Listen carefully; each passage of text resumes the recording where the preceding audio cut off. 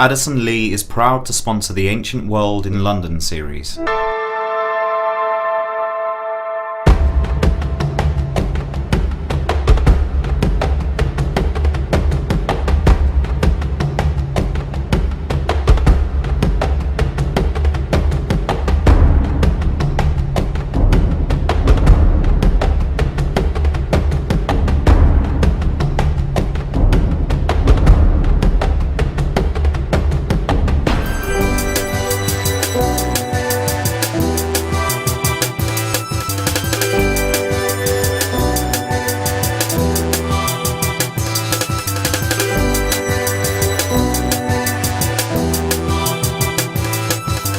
This video is about the age of exploration, when Britain's travellers explored the world in search of great discoveries and amazing artefacts.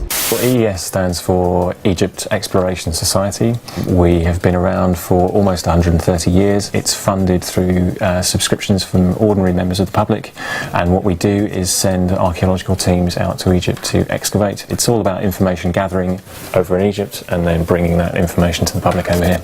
Discovery of the tomb of Tutankhamun, it's another one of these sort of game-changing moments for archaeology and for Egyptology. It's absolutely as spectacular an archaeological discovery as you can imagine. It's the archetype, glamorous archaeological discovery. Lots and lots of objects, mostly objects of the highest quality of manufacture, lots of precious materials used, lots of gold. What was important about the discovery was just that it raised public awareness to a new level. Previously there had been a lot of interest in ancient Egypt, but to have that one icon which now is recognised the world over. None of King Tut's treasures made it back to London, but you can visit the grave of the man who discovered them, Howard Carter.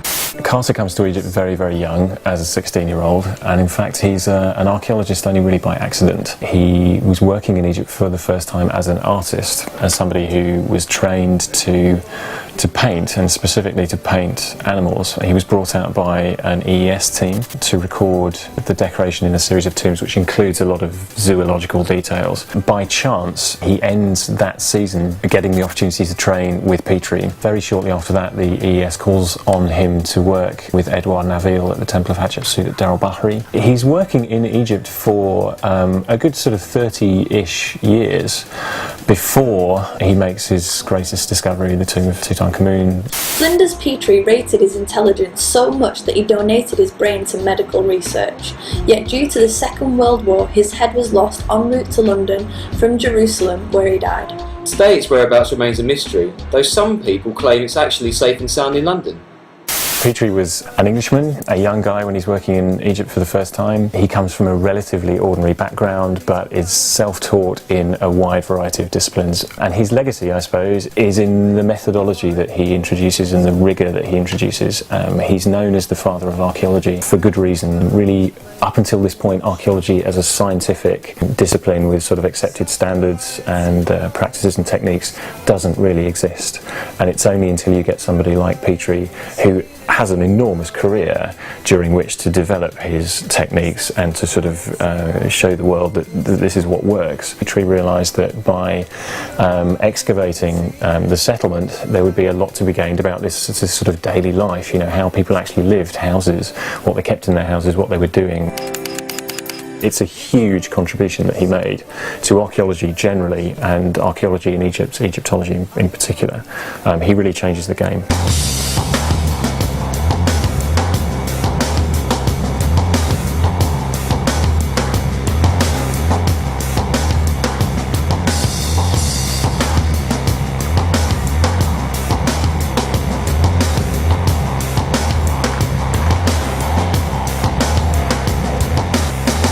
The Lion Hunt is just one of Layard's great discoveries, in a career that saw him uncover great Near Eastern cities like Nimrud and Babylon. And now it's time for our favourite circus act come archaeologist, Giovanni Belzoni.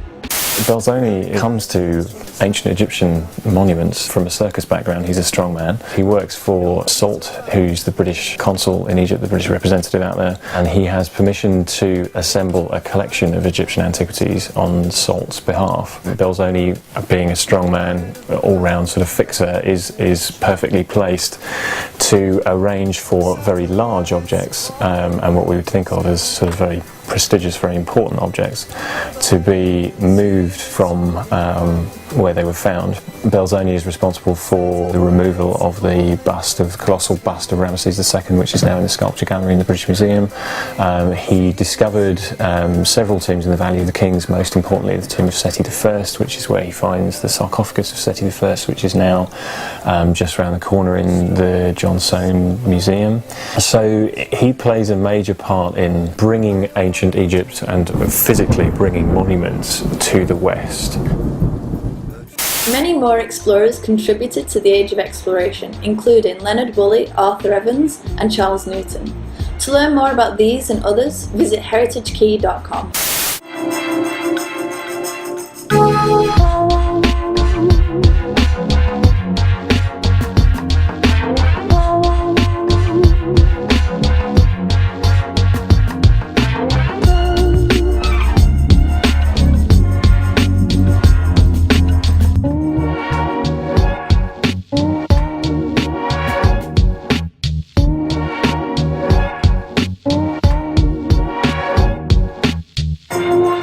you.